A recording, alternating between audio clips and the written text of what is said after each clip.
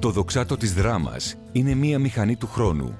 Το παρελθόν ζει ακόμα στους δρόμους του, πλανιέται στον αέρα σαν νότες από μπαρόκ και αναγεννησιακή μουσική που βγαίνει μέσα από τα αρχοντικά του.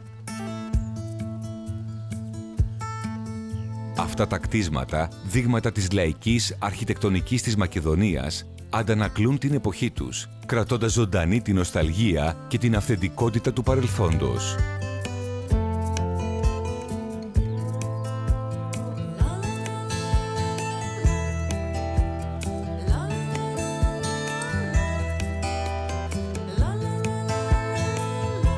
Στο δοξάτο, η ιστορία μοιάζει με έφυπη νύμφη.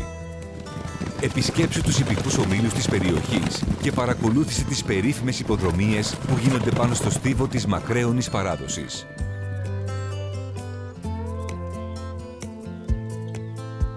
Πηγές κεφαλαρίου. Κρυστάλλινα νερά σε ένα περιβάλλον περιτριγυρισμένο από πράσινα δέντρα. Ακολούθησε τη διαδρομή κατά μήκος του ποταμού Ζυγάκτη, κύλησε μαζί με τα νερά του μέχρι το ιερό βαπτιστήριο της Λιδίας της Φιλιππισίας. Τα βήματά σου θα ακολουθήσουν τον Πλούτονα που τραβάει την Περσεφόνη στον Άδη.